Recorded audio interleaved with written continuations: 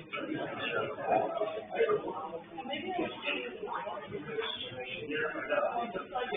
evening, everyone. This is Ron. We'll open this public hearing on the medical marijuana moratorium. At 17 Old Law.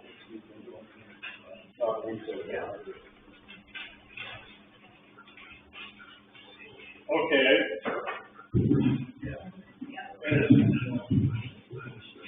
I'm sure you can hear me, but I can't hear myself. I got something wrong with my ears, so it gives me feedback anyway. Tonight we're talking about this is a public hearing to see whether the town, to get a sense from the townspeople here that we need a moratorium on medical marijuana facilities. So based on the discussion tonight, the selectmen will decide whether to go forward with a special town meeting to have a vote on the moratorium ordinance. And a moratorium ordinance is for 6 months to allow the town to get its ordinances in place, to update them, and then to resume under those new ordinances. But my outcome today is that everybody thinks everything's fine and we can go on with what we have, or that we should change. So tonight's just a hearing. We want a good discussion about what people think. I don't know how many of you have read the town's medical marijuana sections of the land use ordinance, but we have 2 sections on marijuana. One covers medical marijuana, and another section covers recreational marijuana. And I believe that these went into effect in 2017, what the town now has. Is that right, Norm? Yep. They came about because medical marijuana it's been around for a while, but state regulation of it became a little more intense, and we decided that we needed an ordinance to cover it. And Norm, like we all do, we copy somebody else's work as best we can, and he took Cornish's, modified it a little bit, and that's what we put forward to the voters. For the recreational marijuana, Maine Municipal Association produced a model ordinance for recreational marijuana, and I took that, and that's where we went. Didn't change a word of it except for where it needed to have say Baldwin in it. So that's what we currently have online for ordinances, and I guess they were good at the time. But what happened almost immediately is the state started churning marijuana statutes. And very quickly over time, things changed dramatically. And to the point where in 2020, I was appointed to the planning board again. I was off the select board at the point, and back in the planning board, and I was asked to work on a revision to the marijuana ordinances. And I started working with a local individual, and we started looking at the ordinances and what we had, and we went on for, I don't know, 3 or 4 months, a lot of activity. But we quickly concluded that there was still too much churn at the state level to really come up with what we would look for the town. And so we let it go for the time being. And shortly after that, I came back on the select board again. So I dropped it, and I think the planning board didn't take it up again either. So that's where we find ourselves today, is that we have ordinances that are out of date. And we find ourselves facing a medical marijuana production and growth facility that is significant, and we don't really have ordinances, I don't think, that address it. We don't know what we should be doing as a town to manage it, supervise, or discuss planning board, we feel that we just need to get a good dive into it, get some expertise to help us, and then take it from there. And I want to give you an example of how the medical marijuana ordinance or state laws have changed since 2017. I've gone through this state law, and everywhere where it's updated, I put a highlight. That means since we implemented it, there's been a change. I think 99% of it has been revised. A lot of it doesn't apply to us, but some of it does. And we don't know where. We don't know what we can do or what we can't do in terms of having a say or control over medical marijuana production and growth facilities. There are some parts in the back that are a little bit interesting from the point of view of the town. You know, we're favorites on signs. There's a lot of rules on signs and where signs can be or can't be. I don't think that our current ordinances or standard sign requirements cover it.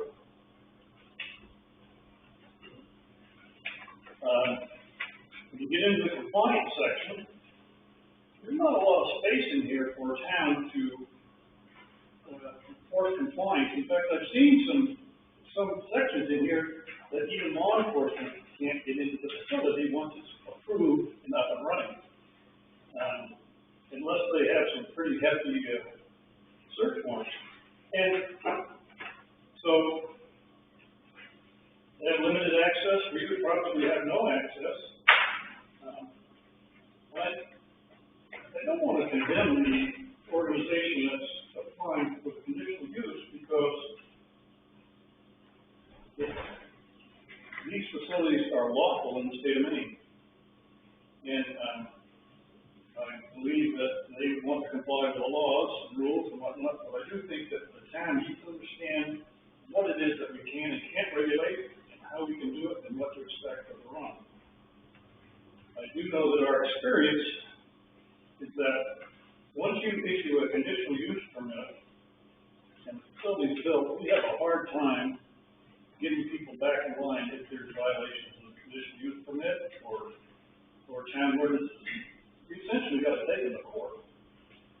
And then we issue them a fine for maybe $1,500 a day, and organizations can just waive that off if they're making enough money. You know, they're going to just go on. And so that's kind of the basis of what I would like to discuss today, and maybe get a sense of from what you people here want to say. The moratorium ordinance gives us 6 months to update our ordinances, look at things. We want to change them, propose a change and get them passed. If we don't have enough time in 6 months, we can do a 6-month extension if it's warranted, but this will be justified.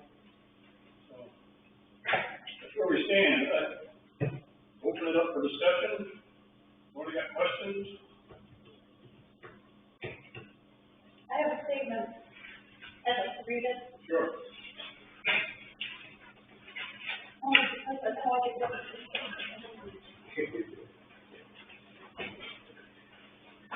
I think everybody knows me. I'm Carol Cross.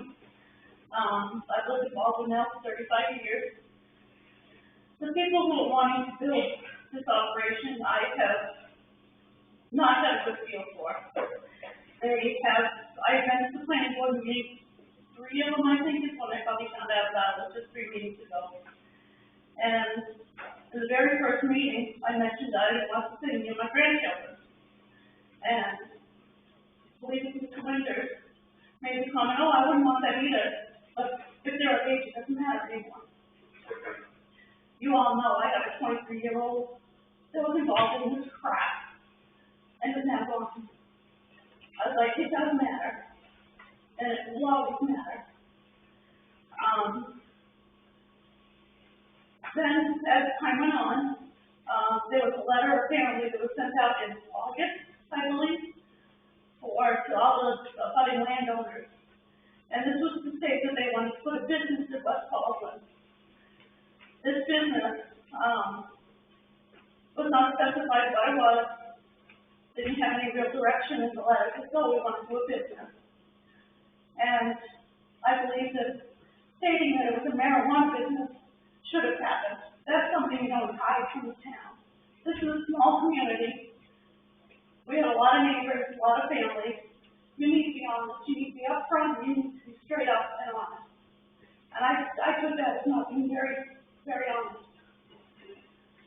Then as time went by, I heard that there was a donation made to the church, of which their lawyer stated on the November 9th meeting, the church is happy with us. And then I find out that the church was discussed about affordable housing, that there was no real discussion of medical marijuana in one place, and it was a 5,000 square foot warehouse. So they have to have a good grace from the church, because they do have an ordinance that they have to be so far away from the church, which with the land they have, they can accommodate those distances. By accommodating those distances, it puts them smack in the middle of a family neighborhood. My grandchildren will be there. There's 3 or 4 kids I see every day coming from Douglas Hill to Senator Blackwood. Every single day riding my bus. Much less to tell their families who live on the road. And I have a real issue with any kind of marijuana, whether it be medical or otherwise, being grown right by the children. And then I will go in, I will support the town with the fact that they do need to get their ordinances in order. The ordinances are out of date. They got 6 years to get caught up on, 5 years to get caught up on, and that's going to take time. Also, my personal concerns, which I expressed at the beginning, is that people start off saying medical marijuana. And this has been my experience from my daughter. And they end up going into recreational. And they move from one to the next, and never are they in compliance with anything, never do they let people know. It just turns into a real shady business, and I am so against any of that. I mean, many of you here know just how against marijuana I am. I really don't care if you smoke or not. I don't care. Just don't put it in my face. And don't make me smell it every day. That's not fair. And I'm going to have a house right there, right across the road from me. And I'm not okay with that. I've had questions asked to me. And these questions maybe you guys can answer. What about the waste production from the production? Where's that going to go? Is there a plan for getting rid of the waste off the property? With the situation with cannabis growers in Southern Maine, where is it being brought? Because apparently the state of Maine seems to have been overwhelmed and saturated. If you go out of state, that's a federal offense. I'll be watching. Why would anybody want to have a warehouse in the middle of a neighborhood with so many families around? To me, that gives you the idea of the kind of people we're dealing with. So those are some of my concerns, and I hope that you all have concerns and are concerned about your children and grandchildren. Thank you. Thank you, Carol. Somebody else? One thought? Yeah. First of all, regarding our current marijuana ordinances, you're correct in saying that I stole it from Cornish. The reason I did that was Cornish spent quite a bit of money and did a lot of research. They did the homework. They had some what looked like pretty good legal advice that was current at the time, and it saved the town of Baldwin the trouble of having to do it. Again, we put it before the people of the town at a I guess it was a regular town meeting, not a special. And it was good for its time. Yeah, we need to get updated. Now, I did a little bit of homework on medical marijuana, and I'm gonna try to go through it pretty quickly and not bore you with too many numbers. Medical marijuana is overseen by the Maine Office of Cannabis Policy, and people up in Augusta that work for that. Recently, in October, they released a study which is available online as a PDF, and my printer's crapped out, so I had to copy stuff out of it. The title is Harmful Contaminants in Maine's Medical Cannabis Program, October 2023. They sent inspectors around and got 120 samples of medical marijuana, not adult use, so-called recreational marijuana, medical marijuana. Out of the 120 samples, they found 50, which is 42%, with at least one contaminant that would have failed the test if it was adult use, i.e. Recreational cannabis. And some samples had multiple contaminants. Out of the 50 that came up with a red flag, 30 for yeast and mold. What bothered me most was 26 samples had pesticides. We'll talk about that real quick pretty soon. 4 had heavy metals, 1 had filth and foreign materials.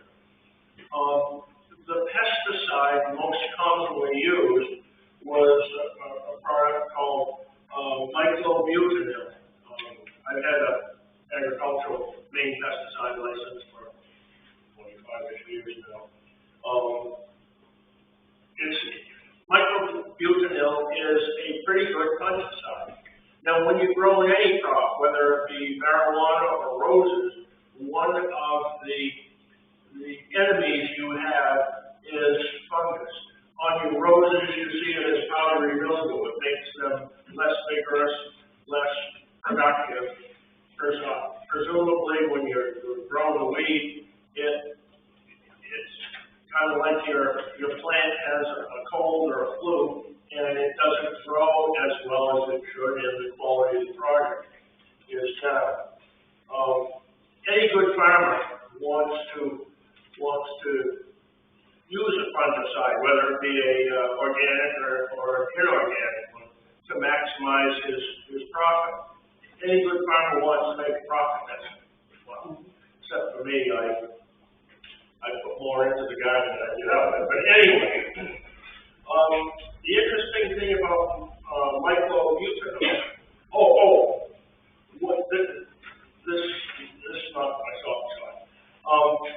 Myclobutanil in its excess of 200 parts per billion throws you into a red flag. Michigan, California, a bunch of states that have legal marijuana set the limit at 200 parts per billion. One of the samples had 58,600 parts per billion, or 293 times the allowance. This is somebody that doesn't know what the heck he's doing, and he's spraying at terrible concentration. The part where this is bothersome is that when you burn myclobutanil residue, it turns into a bunch of other compounds, including hydrogen cyanide, which is what they use, I think, at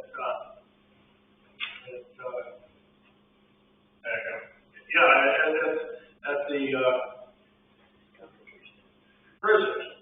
But anyway, it struck me that we have a bunch of people who presumably are not well, who have health problems of various sorts, and they're bad enough off that they went to a health provider who said that medical marijuana may help you. Now, these are ill people, and we're stuffing them with pesticides, and they're creating their own hydrogen cyanide when they smoke this stuff. I ask myself, who would do that? Well,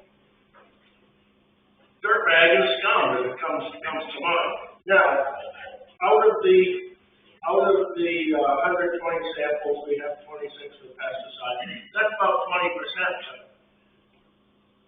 these are not responsible people doing this. I'm sure that there are some, and they call themselves caregivers. That's what the lobby has the term put into the law, the state law, to describe it. But they're farmers, they're trying to make a profit. I get nothing against that, but 20% are going out of their way to get an illegal pesticide and put it essentially in something we're calling medicine. We in Baldwin can't do anything directly about that.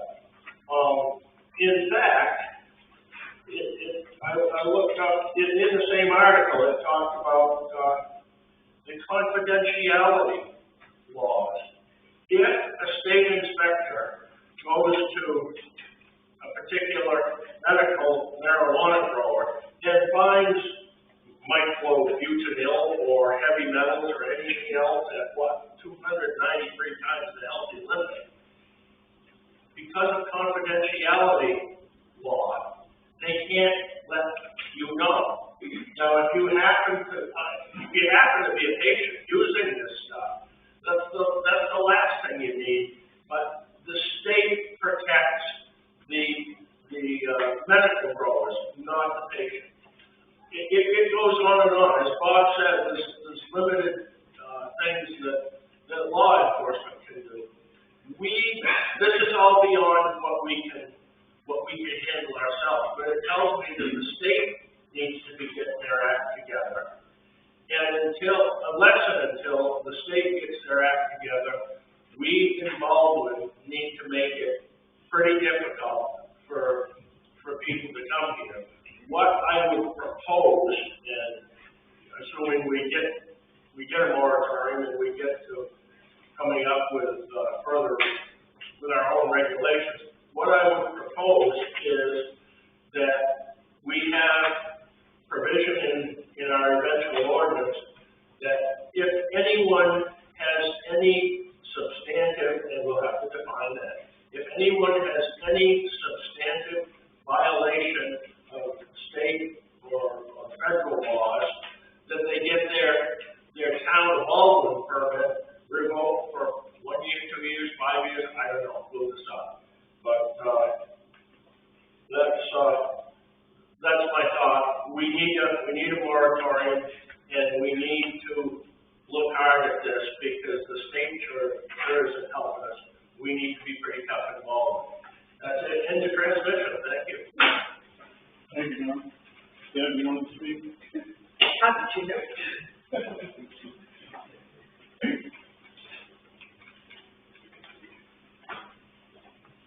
My vote would be yes on the moratorium. I think that we need to dig. I don't know if anyone here has any connection to Colorado people.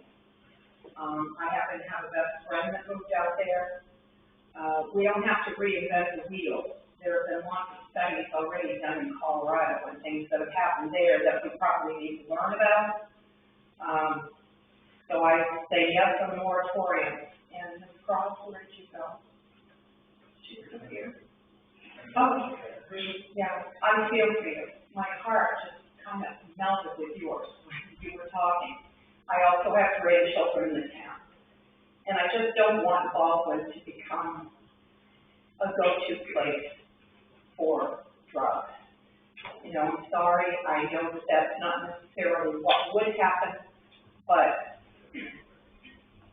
I think if we have a facility out here that's growing and our ordinances aren't strong enough to keep other facilities out, there's lots of land out here, there's lots of potential for people to come out and, you know, start more businesses. And I just don't want my grandchildren to grow up in an area where this is an acceptable thing. I'm with Ms. Cross. What you do in your own house is fine. You know, if you want to use it, if you need it for medical purposes and you choose to use it, I have no problem with that.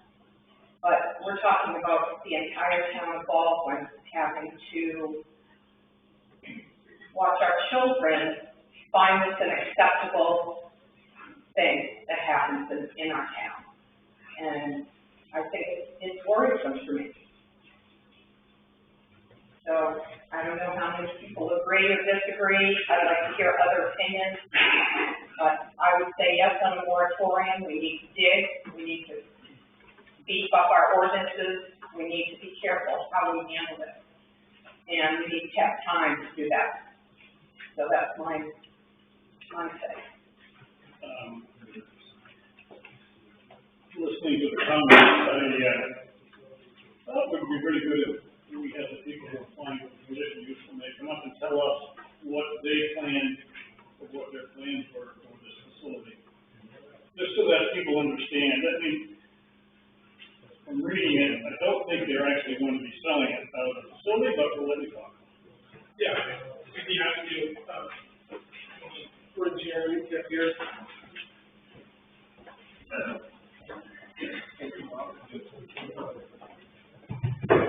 Hey everyone, my name is Seth Russell. Paul Windsor, Jeremy, they are the applicants. I am their attorney also. Generally, they've asked me to system here. I listened to everybody discuss these issues, and I agree they are issues. A lot of these are state issues, as pointed out by the gentleman in the back. I think, though, it's important to distinguish here, there's two parts of the medical program. There are caregivers and there are dispensaries. They are not the same. They are very differently regulated. They are very differently protected. All the differences in the world are between these two things. What we are applying for is a dispensary. As a dispensary, there are testing requirements that are not required of caregivers. As a dispensary, there are limitations within the town. For instance, in Baldwin, there is only one dispensary allowed. Caregivers, being the other group, is the more individual person business. So there are smaller businesses that anyone can open. The town, unfortunately, can't prevent any of those at this time. And those are the ones that don't have testing requirements. And that's where there's these concerns. The applicant here, Jerry and Paul, they're trying to open a dispensary which will require them having testing done by the state over, I think it's every quarter or in a certain period of time. They are much more heavily regulated. They have to consistently be in contact with the state on what is coming in and out. Everything is a much different operation. So I do agree that the testing issues are very real in the state. That is not something that's specifically at issue with our application. Further, I think this woman, I'm sorry, I can't remember your name. Deb Flett. Deb? Flett? Flynn. Yeah, Flynn, sorry. That pointed out there's concerns of, all of a sudden these businesses popping up everywhere. Again, there's one available license. There can only be one dispensary in the town of Baldwin, period. I'll let Jeremy handle kind of the details of the actual operation. He's the brain. I'm not. Right, I'm Jeremy Carlisle. I'm going for the one dispensary license. This is going to be a 5,000 square foot warehouse, but it's going to have rooms within the warehouse. So the whole 5,000 square feet is not going to be filled with plants. It's not going to be just out in the open for everybody to smell and that everything. These are going to be controlled rooms with controlled climates, air scrubbers, carbon filters, active carbon filters that are going to eat the odors. They eat 90% of the odors of the facility. Each one's going to have locked doors. Everything's going to be locked. All the gates are going to be on the property, so nobody can just walk in. This isn't going to be a storefront, so nobody's just going to be able to come, knock on the door, and ask to buy. That's not the way this works. We're going to be looking at wholesaling to other dispensaries, other caregivers, wholesaling to processors that can then turn it into a viable product to sell to another dispensary. That's kind of how we're looking to operate this business. So I'm not looking to open a storefront where, 20, 30 people are going to be coming a day, parking in the parking lot, doing whatever they want to do, and then driving off. This is going to be very regulated, very controlled, and in a small market that's going to be to other businesses for the most part. In saying that, if there are patients that want a more personal approach to it and want to have a coaching in it, I am very open to talking and allowing people to express their concerns, and addressing those with like overdose products or different ways of consuming, all that kind of stuff, so that they can enjoy a plant that has helped a lot of people live better lives. I've seen people going through cancer treatments that they're just stuck in bed, they're not eating, they're just hating everything. And through this plant, they have actually been able to have a healthy life and go and see their families and their kids, their grandkids, all that stuff, so that they have better life and better living situations than they were having just on these treatments. So, I don't know really what else to say, I'm sorry, but thank you. I'm sure Jerry, you have any, as well as myself, to answer any specific questions that you Absolutely. guys would have. Just to kind of piggyback off what Jeremy was saying as well, kind of cover my whole spiel as well. As a dispensary, there's also a much higher security requirements. Baldwin's ordinance itself requires us to work with the local police and fire departments in building out that security requirements. Jeremy and Paul have made the personal decision to actually increase the security on the facility to the level of a recreational facility, which does have a higher security requirement of the state. That means there is 24/7 video in every single corner. You can't have an inch that is not under video at all times. Every door is locked, every door is separated. Plants are consistently tracked throughout each room as they move inside the facility and as they move to their final destination. I believe Cheryl was it? Yeah. Carol, my apologies. Carol had a concern about the waste. That is another part of it is regulated. They will have to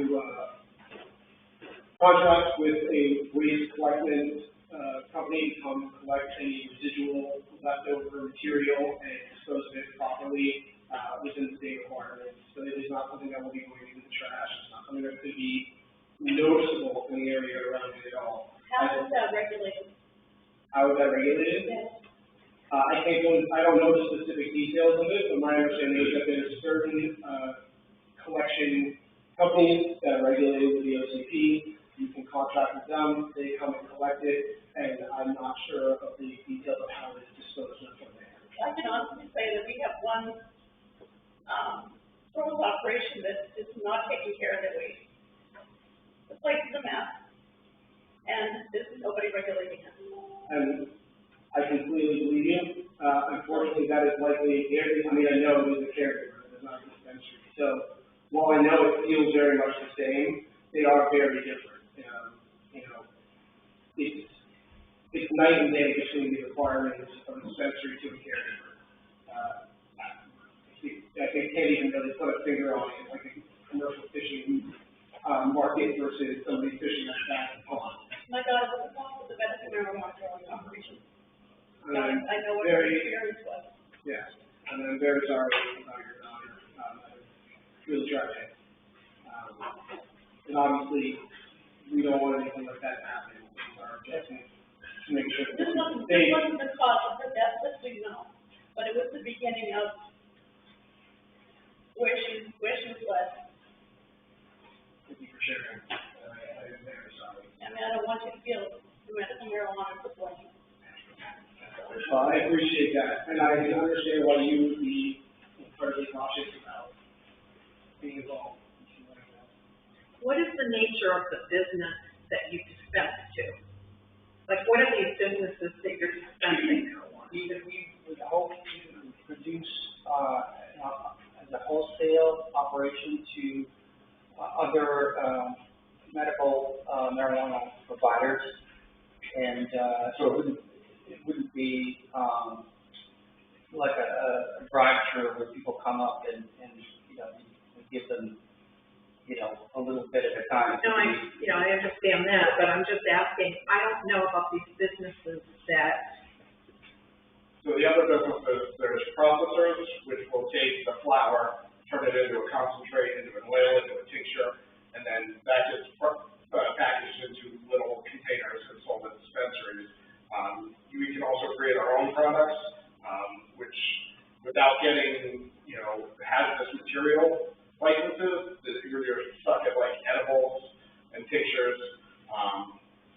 So we wouldn't be producing anything that has to do with any hazardous materials or anything like that. Everything would be done, that could be done in a kitchen, you can do. I think, hopefully also finish up that question.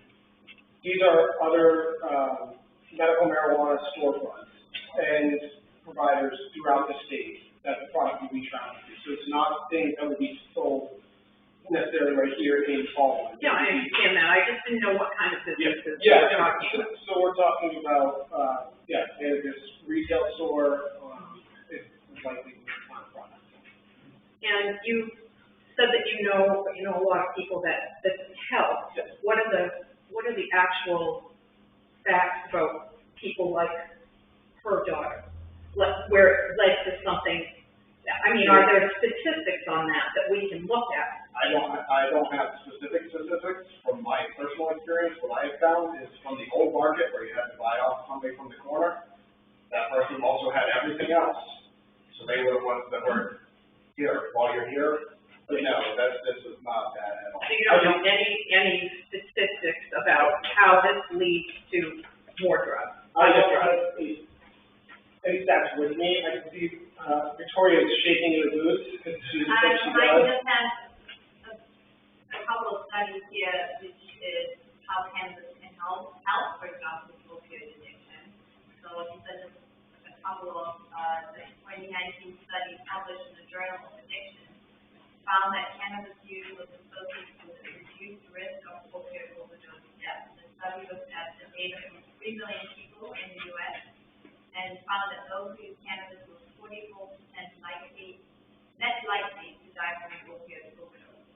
The 2020 study published in the Journal of Addiction Research and Theory found that cannabis use was associated with a reduced risk of opioid. Can you talk louder, please? Yes. I appreciate it. And 2020 studies published in the Journal of Addiction Research and Theory found that cannabis use was associated with a reduced risk of opioid relapse. The studies looked at data from 1,000 people in the U.S. who were in treatment for opioid addiction and found that those who used cannabis were 37% less likely to relapse to opioid use. And then there was a 2021 study published in the Journal of Pain Medicine found that cannabis use was effective in reducing pain in people with chronic pain who were also taking opioids. Studies looked at data from 100 people with chronic pain found that those who used cannabis were able to reduce their opioid use by an average of 30%. I'm one of those patients. There we go. And I have two of my friends that have Crohn's disease, that are in complete remission. They are If I could share, just a personal, example, my wife's sister passed away a year and a half ago. So she was battling cancer for about 10 years, and it started in her liver and went into different parts of her body. She was suffering, and I personally, my professional experience with in financial services, so I'm not a grower or farmer, but I saw what this was able to do for her, and it allowed her to manage pain, eat and sleep, and get some rest. Unfortunately, we all we don't win out in the end. We all pass away, but in her case, it was very painful. And the business part of it is, yes, it is a business. But I think that the industry, as it moves, it became legal just a few years ago, and then as it's developed, it's important for us to have people who are growing and producing quality products. You mentioned chemicals that are contained in some of these plants that people who are unethical or maybe let's just say that they're ignorant, they produce a product that could be harmful we would like to produce something that would be useful for everyone and do it in a straightforward manner, with the public's, approval, not doing an end around. The letter that we sent out, a while ago, that was an introduction. We were told at one of the meetings to introduce ourselves. So not knowing whether or not the town would approve us, we have land. My wife and I have developed properties in the past, and that would be something else that we would do with the acreage. But, you know, assuming that we satisfy everybody's, you know, curiosity and we fulfill all the requirements, this is what we were hoping to do with the property. Not pulling fast. So, Could I just set the record straight? I think it's misunderstood when you say that the church is very happy about it. We made a big mistake. You sent us a check, and we cashed it. But that does not mean that we approve of it. I agree with Carol and Deb, and, you know, we need to do something. It would change the entire structure of this small country village. And I've lived here all my life, and I don't want it to change in that direction. And we're not seeking to bulldoze or run anybody over. We're, you know, once you bring up or you mention what this is, what we're planning on doing, a lot of people immediately, they have ideas that you might pull back a little bit and say, oh, this guy or these people, we're not the same as the next person down the road, and we're, you know, some of it does require discussion, you're absolutely right. But I think, you know, if you had concerns and we could talk about it, perhaps we could meet on some kind of a common ground. Now, you mentioned about this, I'm sorry. You mentioned about the odor. Now, there is one over in Packardfield.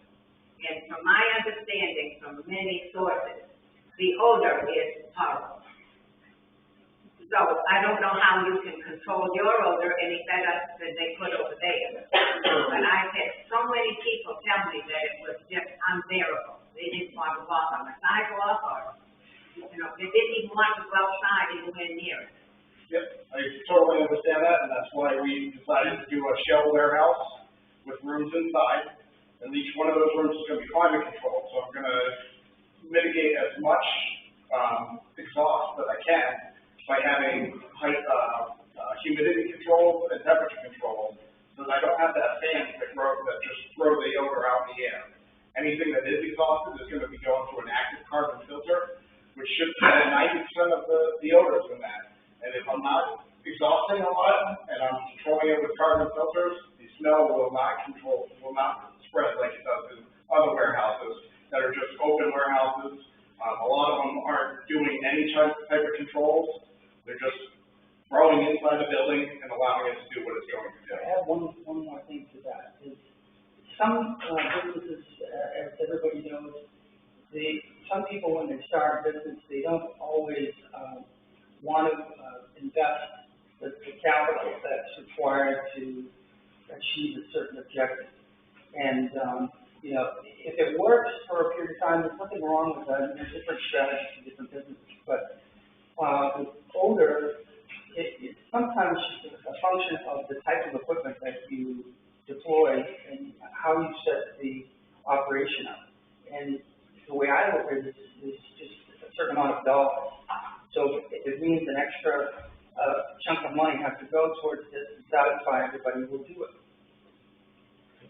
Joseph, the way in the back there. Yeah, I don't mean to be harsh. I came here to listen to whether or not the town should have a moratorium. Whether marijuana is good or bad, or whatever, is not what we're going to settle here tonight. That's a state level problem to be solved, to be talked about. That's on TV stations and the newspaper and whatnot. I want to know about whether you think, and I didn't hear you tell me that, should we have a moratorium? How do you feel about us bringing our ordinances more into line with state law? I would really love it if we as a group could be focusing in on that rather than on whether we think marijuana is good or bad. Yeah, so, I personally do not think that a moratorium is appropriate in this situation, and that's very clearly because the ordinance was enacted in 2017. The town considered what they felt was an appropriate amount of dispensaries. At that time, they limited it to one. At this time, there's one applicant, one license, that should move forward and shouldn't be prevented.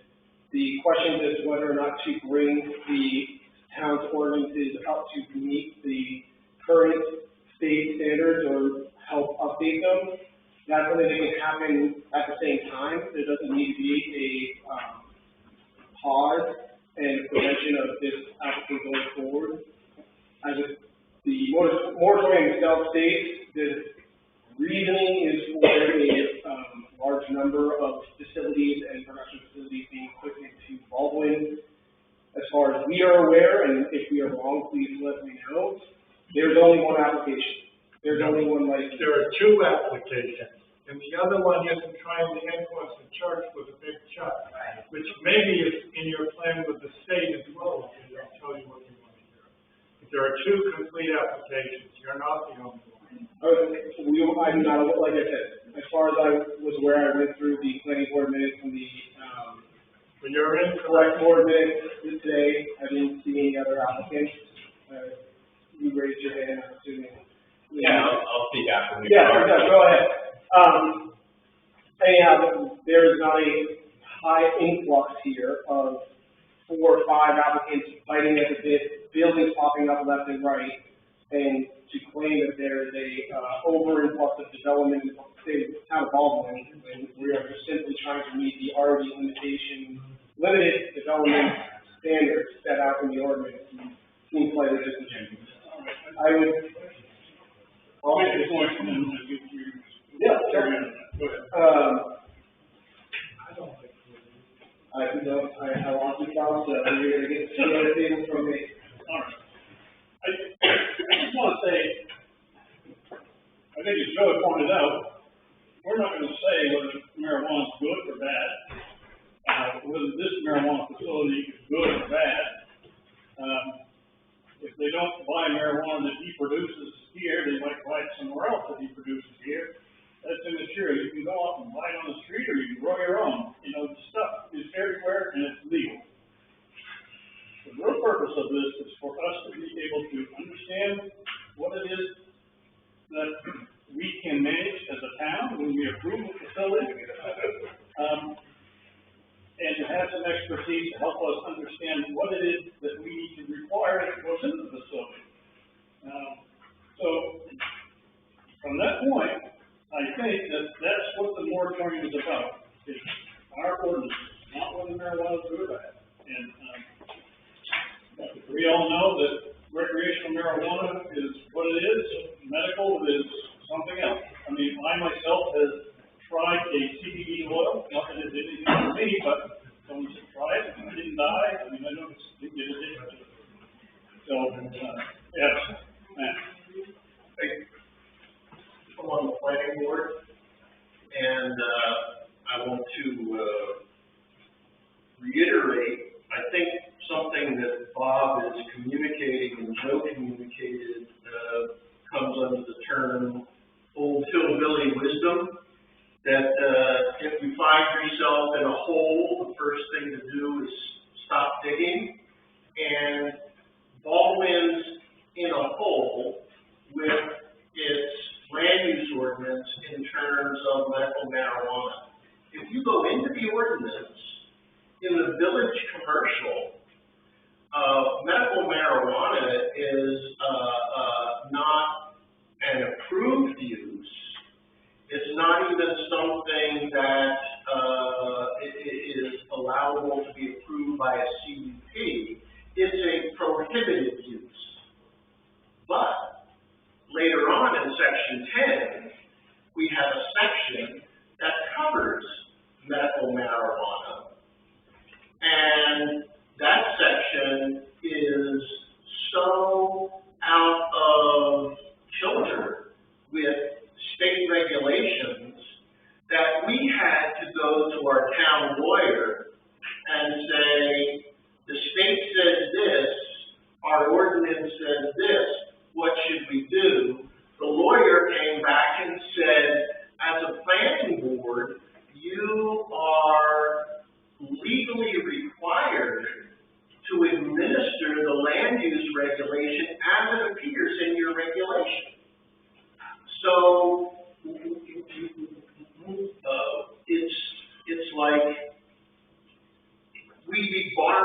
trouble from the future to keep going now and borrowing trouble from the future is not gonna deplete the supply.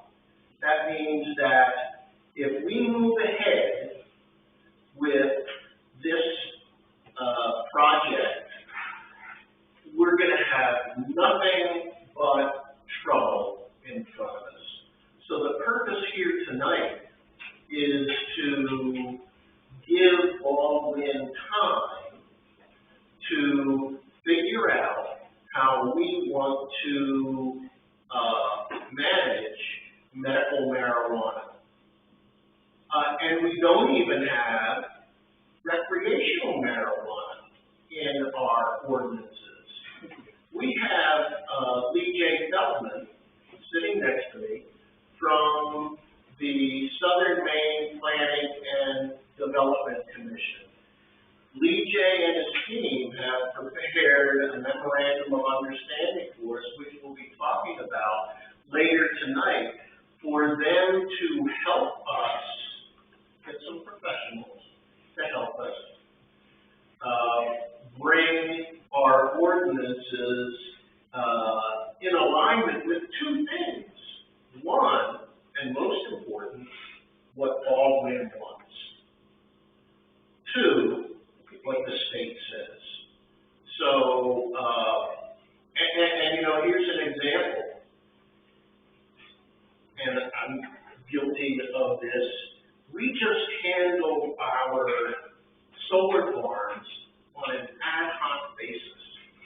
We never took the time to put an ordinance into our land use ordinance to say, this is the way Baldwin wants to handle solar farms. And it's caused us problems. It's something else we need to fix. So, I just, from a planning board perspective, it would be fantastic to have the time that a moratorium would provide to get our, ordinance, lined up. And Matt is a good point. And Lawyer did say, you have to enforce our ordinance, and they're doing this Mexican standoff thing with the developer. And those are just one of the situations that we need to resolve.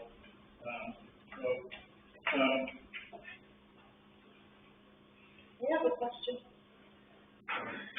If you guys proceed on and you decide you don't want to pursue the moratorium, or if we do want to pursue the moratorium, and somebody says, okay, well, we have to do the application anyway, because they'll end up suing us or whatever. Now, the ordinance as it rides today, if they built their medical marijuana facility today, and then we changed all the ordinances, and we can make it compliant with the state, are they gonna be grandfathered under the old laws, or do we have to apply the new one? I'm not sure, we would all stuff in here about. The location would be, we would be allowed to continue to operate in that location, but any new ordinances as far as maybe like operating standards, sign standards, anything like that, we'd have to comply with. And that's probably because the state license requires a yearly renewal of the application in which they check with the town to make sure that you're upholding ordinances. But the location would be, like, that area would be allowed to continue to be used for that use. So I guess my opinion now is this, no, we have to do the moratorium, because we don't want to leave things as it is. All right, here, let me just talk a little bit about the way forward. So, tonight's a hearing, we're here to get a sense from the townspeople. One is that you understand what's being proposed by the developer, and what the issues are from the town leaders, just in terms of the planning board, the select board, court enforcement officer, what are we gonna be facing further down the road? So that we all understand the situation. I think, I'm not trying to condemn the developer. Like I said, the product that he produces is available to people. You can't get it here in Baldwin, you can go across the river and get it. in Cornish, I'm sure, probably in several locations, or in neighboring towns. The question is, how do we manage our town and the facility that's here? And, so the next step would be, after we get a sense tonight here, in just a few minutes, that we would draft a moratorium ordinance. We've already drafted one, but we drafted another one to make sure that everybody sees it, it's publicly announced, that there will be a town meeting to vote on it. See if the people want the moratorium or not.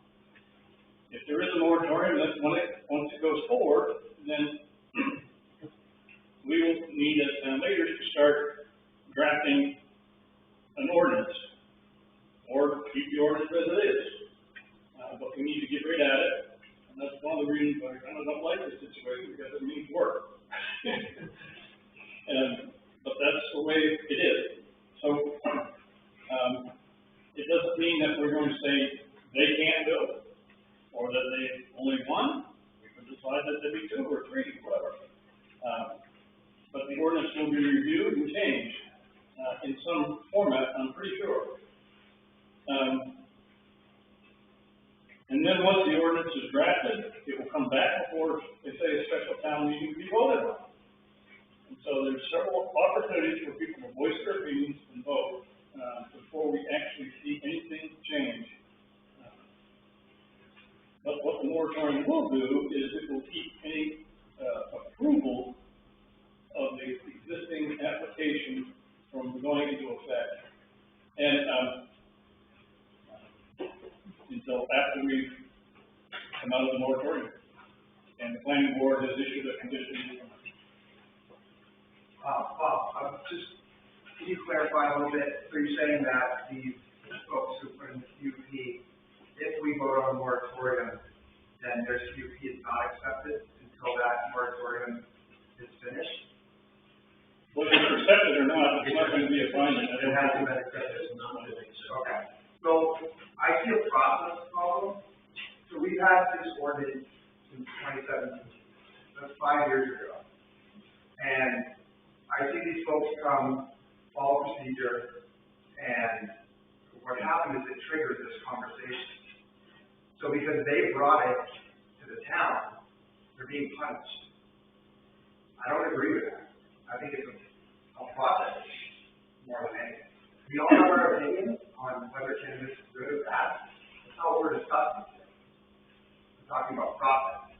And that should be for any business coming here, whether it's a lumber company, not that we get a lot of CUPs, but everybody should be treated the same. And I don't see that lumber company coming for CUP triggers an issue like this. I want to just comment on the fairness issue. We're not picking on that individual, but we are using their application as a stimulus to cause us to take action. You and I worked on updating marijuana ordinances several years ago, and there was such a churn that we gave up on it, and never got back to it. So we're not saying that we're not going to approve it, but I'm saying until the process is finished, we won't approve it. Yes. I hire out as a moderator at some of our neighboring towns. I will, again, this, I'm not a lawyer, it's not legal advice. In Maine, the moratorium process allows you to put temporary brakes on an existing application. Most recently, Sebago put a moratorium on a big gravel quarry or snow crushing quarry operation. I think Brownfield did too, but I can't remember what. But fair or not, it's within the laws of the state of Maine.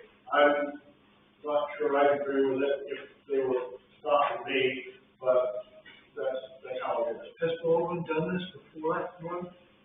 Had a moratorium? I thought maybe, did you remember? Oh, yes! A quarter century ago, Actually, we did it twice. 4 centuries ago, Channel 8 wanted to build a tower on a hill in town. And there was a moratorium that delayed that for either 6 or 12 months. And what was the gravel one? A rock quarry on Brown Road. Yeah, a rock quarry on Brown Road, and they finally said, oh, Baldwin, and they never come out somewhere else. But yes, it is, as I said, if I were on the receiving end of it, I wouldn't be too happy, but it's legal in the state. Matt pointed out earlier that you've been doing lots of contracts with solar panel farms, so you don't even have an ordinance in place, so why was that not put under a moratorium? We're not going to talk about solar panels tonight. I'm just asking the question of what the difference between that situation is here. So my name's Austin. I am a caregiver and dispensary owner, and I could educate you guys about cannabis all night. I'd love to, but we don't have time for it. It's about the moratorium.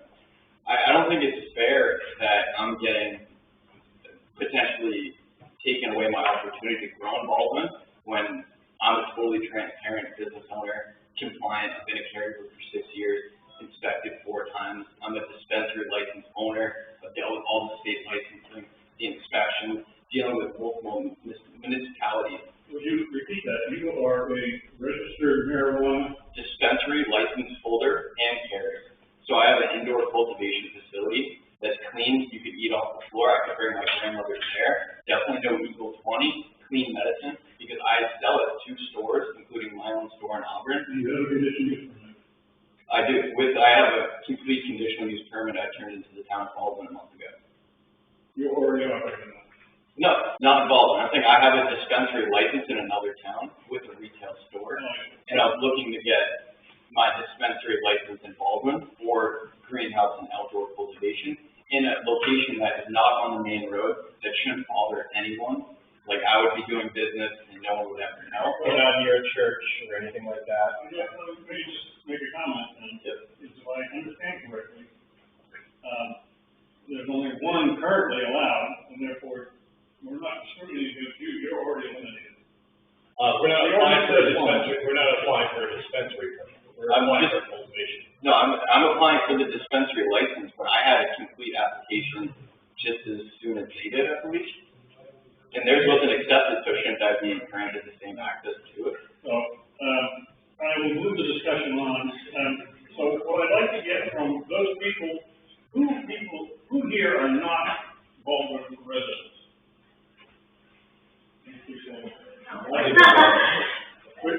Any hands that are not Baldwin residents. So those people who, I got you. So I ask you, for those people who are residents here who would be in favor, think that they would be in favor of a moratorium, please raise your hand, and only one hand. And so those who would not be in favor, please raise your hand. Okay.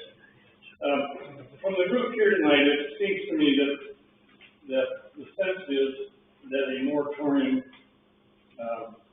would pass at a special town meeting. And so I think going forward, we the selectmen will move forward in conjunction with our attorney to put together the moratorium ordinance, make sure it has all the proper words in it, and then we'll put it before a special town meeting, preferably in the very near future.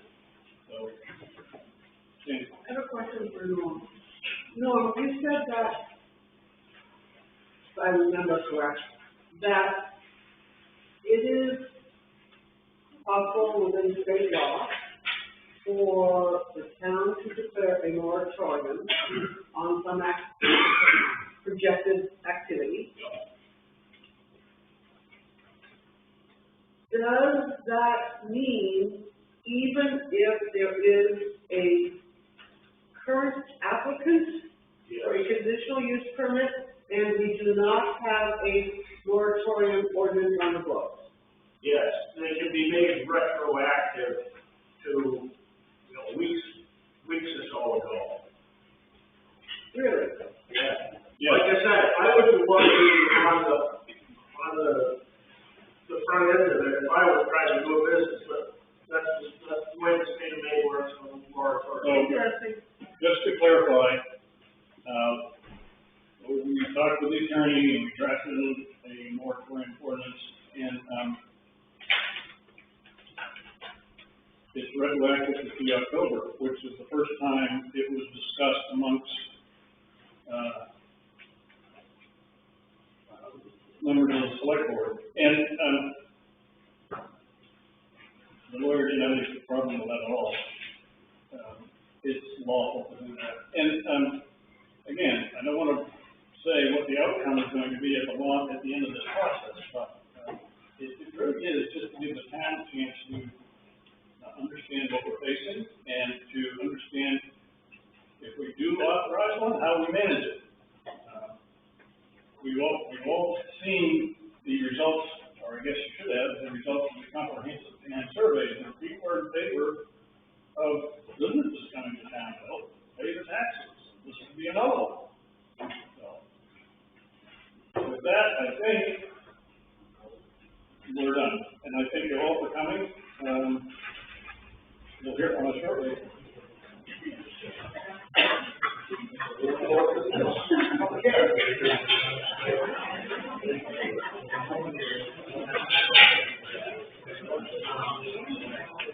No,